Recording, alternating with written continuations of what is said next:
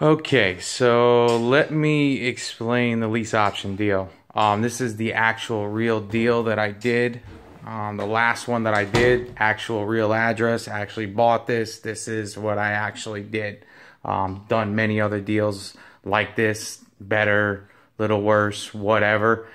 Just keep in mind that this is on a property for $65,000, so these numbers are really, really low. When you're dealing with properties that are $200,000-$300,000, the numbers are just way, way better in your favor because amortized, the numbers just work out better. So here's the deal. It was a 3-2 block home, 1,800 square feet. Needed some repairs, updating. Bathrooms were outdated. Kitchen was outdated. Needed a whole lot of work. So, yeah, I got it for $40,000 purchase price. Market value at the time was $75,000. Got it for no money down.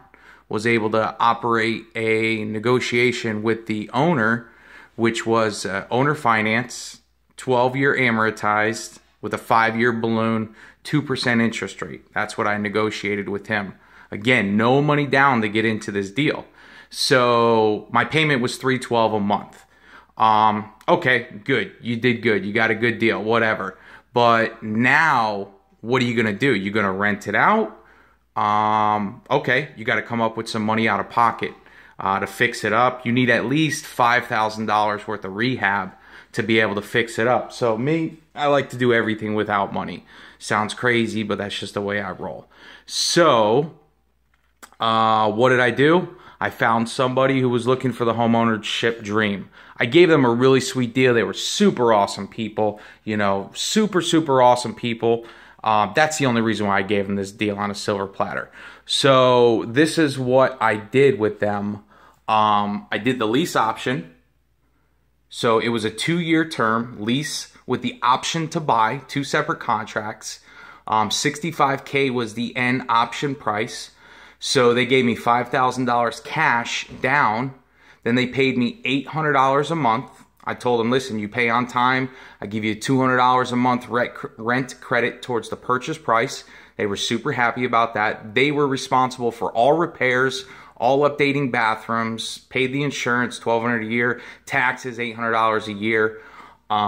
So they were good with that. Now, let's talk about what I was doing. At that point, I was cash flowing. So this is the position that I ended up getting into. $5,000 down. I was making a pot. So instead of taking any money out of pocket, I ended up collecting $5,000. I was making $487 a month positive cash flow while paying down my principal, which I was paying $312 a month towards my 2% interest rate. So at the end of 2 years, I made $11,700 and still own the asset. So let's talk about the end of 2 years. Now, where you can go with this deal at the end of 2 years. Are they a good tenant? Are they really cool? Can't get financing? Most of the time can't. Most of the time, people who get in these situations can't beat themselves out of a brown paper bag. So that gives you the option to, if they're late, if they're shitty people, you know, you can kick them out, start over the whole deal. You know, 2 years later, the value of the property is way higher. You know, here at this time, the market value in 2014, the house was worth $75K. 2017, the house is worth $120K. Today's market value. So back, you know, a year ago, when this 2 years would have expired, you know, the house was worth $100K. I could kick them out, start the whole deal over again if I wanted to. Or I could say, okay, I'm going to give you one more chance, but we're starting the lease option over. New contract, new terms, you know, whatever you paid before is out of the deal. You know, you screwed it up. You didn't keep your word. You didn't pay on time. You were a pain in the ass. I didn't do that to you. You did that. So if you want me to give you a chance, I'll give you a chance. If you don't, hit the road. Let's say they are good tenants. You know, we want to stay positive in every situation, of course. End of 2 years, I do an owner finance deal with them. 2 years of on-time payments. I promised them a $200 a month rent credit. So their on-time payments, they had their $5,000 down option payment. and they're $4,800 for the 2-year term at $200 a month from the $800 a month rent credit. So bringing it down to here, let's say that I owner finance it to them. Their owner finance option price 2 years before was $65,000. They gave me $5,000 down. That's a credit. $4,800 rent credit because they were great people, never called me, never bothered me, sent me my check 3 days early. $4,800 rent credit. Their purchase price was $55,200. Give them a 9% interest rate. Their payment now drops down to $328. Their loan term is going to be 9% interest rate, 12-year amortized loan with a 3-year balloon. Now remember, I got 5-year balloon, so already went through 2. Now I'm making a 3-year balloon. I'm giving them an option to get, their own financing, do their own deal. You can structure these deals however the hell you want to. That's the art of it. That's the beautiful thing. So at the end of 3 years, their balloon payment's going to be $42,500.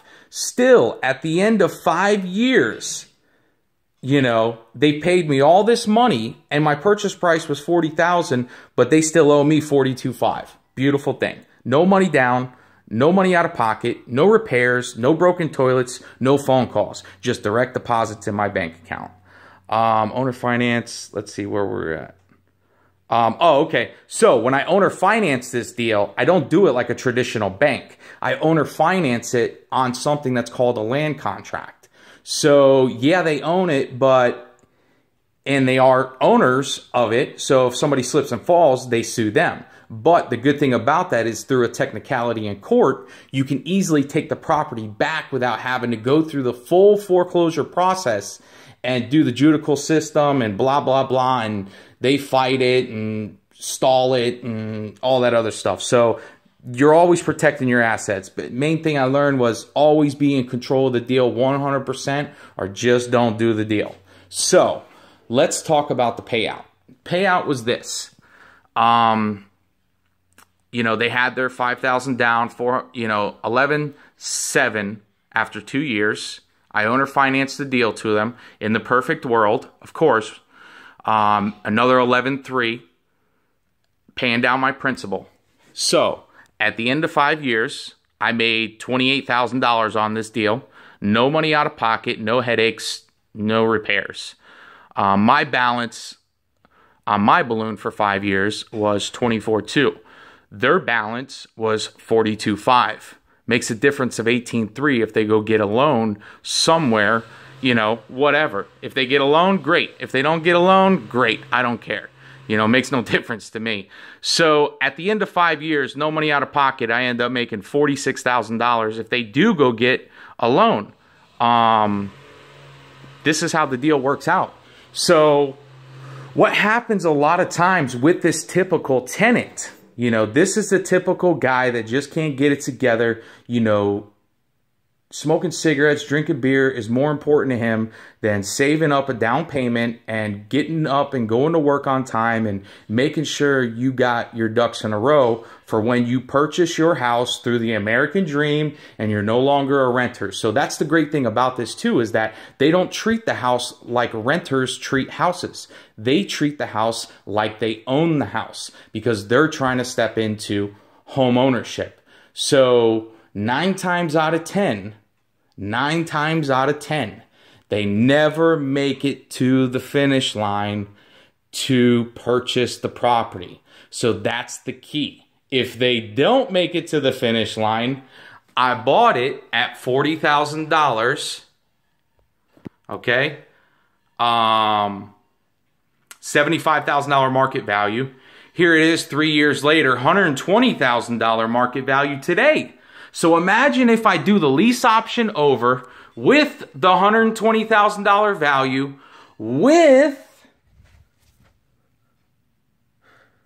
their repairs, because they repaired the place and they fixed it up, and they did all the repairs. But again, I'm just going to collect another down payment and move forward. So, sure, these are houses that are 100,000, whatever, but when you're doing these deals on $200,000 houses or $150,000 houses, this is the deal. But I think this would work perfect in New York Because you got people who rent the same damn apartment for 30 years.